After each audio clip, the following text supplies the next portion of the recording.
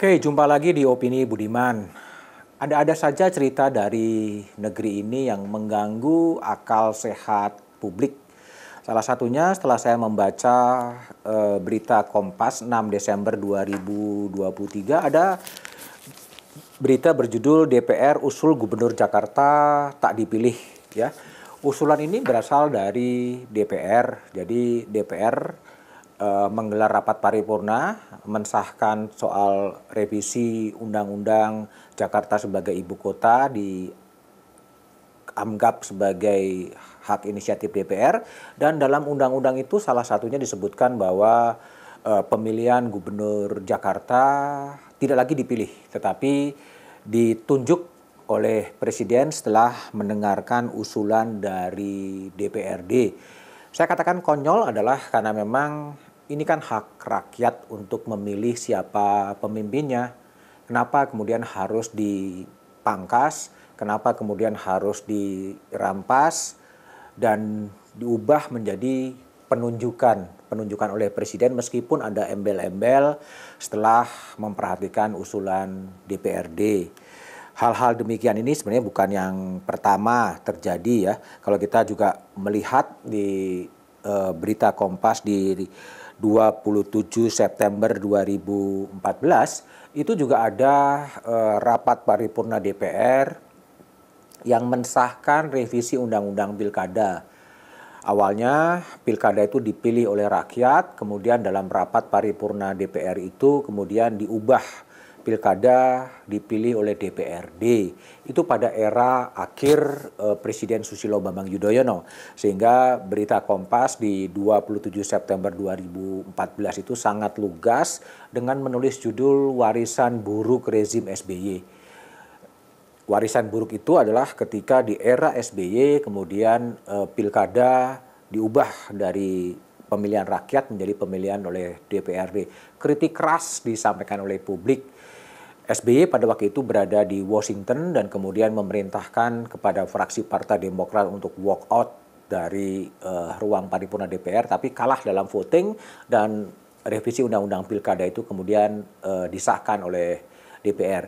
Tapi beruntungnya pada waktu itu SBY mendengar suara kritik dari publik. SBY memang sangat komit terhadap demokrasi, sehingga begitu tiba di tanah air, dia kemudian memanggil sejumlah menterinya dan mencoba mencari opsi-opsi politik bagaimana agar apa yang telah disahkan di DPR itu kemudian bisa dikembalikan. Dan pada waktu itu SBY kemudian menerbitkan peraturan pemerintah pengganti undang-undang.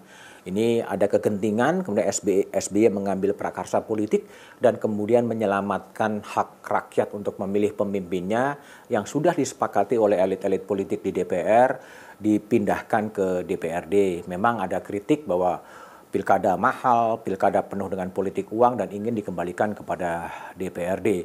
Dan Perpu itulah kemudian yang sampai sekarang kemudian berjalan, di mana rakyat dengan segala kelemahan dan kekurangannya telah bisa memilih pemimpin kepala daerah, siapa yang akan dipilih publik, dipilih rakyat untuk menjadi kepala daerah. Nah, hal ini tampaknya berulang lagi dalam revisi soal RUU Daerah Khusus Jakarta sebagai inisiatif DPR, karena dalam klausul itu kemudian Gubernur Jakarta, Kepala Daerah Jakarta tidak lagi dipilih oleh warga Jakarta tapi ditunjuk oleh Presiden setelah mendengarkan usulan dari DPRD.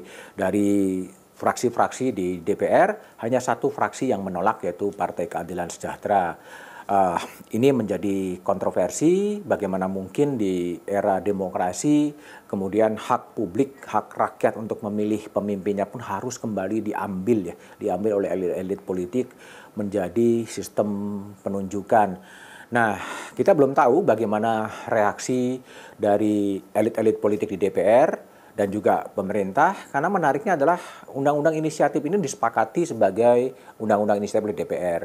Tetapi setelah ini kemudian muncul ke publik dan menimbulkan reaksi keras dari publik, sejumlah pimpinan partai politik kemudian ikut mengkritik dan tidak setuju pemilihan gubernur Jakarta itu dipilih oleh ditunjuk oleh Presiden dengan mendengarkan pertimbangan dari DPR. Nah, ini tentunya menjadi yang menarik. Seharusnya kalau memang ini sudah bulat disepakati oleh fraksi-fraksi, nggak mungkin ada penolakan-penolakan dari partai politik. Ya, karena memang bukankah anggota DPR, fraksi-fraksi DPR itu adalah kepanjangan tangan dari partai politik.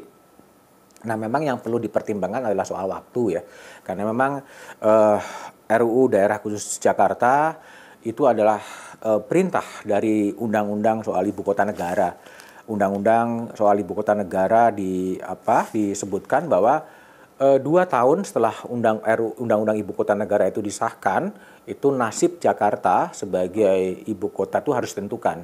Nah, 2 tahun itu adalah 15 Februari 2024 ya, 15 Februari 2024 itu adalah nasib Jakarta, itu harus ditentukan modelnya seperti apa. Nah, sekarang memang ada waktu yang mepet ya.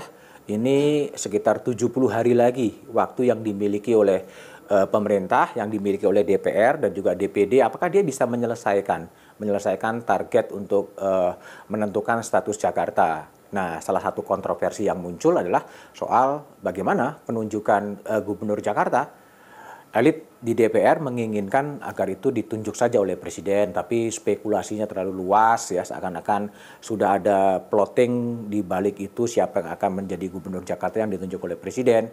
Sebaiknya memang dipertimbangkan betul agar rakyat yang hak rakyat untuk memilih pemimpinnya sebagai bentuk partisipasi politik rakyat tidaklah diambil oleh elit-elit di DPRD atau dialihkan ditunjuk saja oleh Presiden, karena di era demokrasi itu adalah sebuah kemunduran yang luar biasa. Ya, kita lihat saja bagaimana perkembangannya, tapi saatnya masyarakat sipil juga harus bersuara ya terhadap gejala-gejala untuk mematikan dalam tanda petik demokrasi melalui berbagai regulasi-regulasi yang dibahas oleh DPR dan pemerintah, termasuk soal revisi Undang-Undang Daerah Khusus Jakarta yang mengatur bahwa Gubernur Jakarta itu tidak lagi ada hak bagi warga Jakarta untuk memilih, tetapi ditunjuk oleh Presiden, diberhentikan oleh Presiden dengan memperhatikan usulan dari DPRD Jakarta. Ya, sebaiknya tidak diambil, biarlah rakyat tetap bisa berpartisipasi secara politik untuk memilih siapa yang akan dipilihnya sebagai Gubernur Jakarta.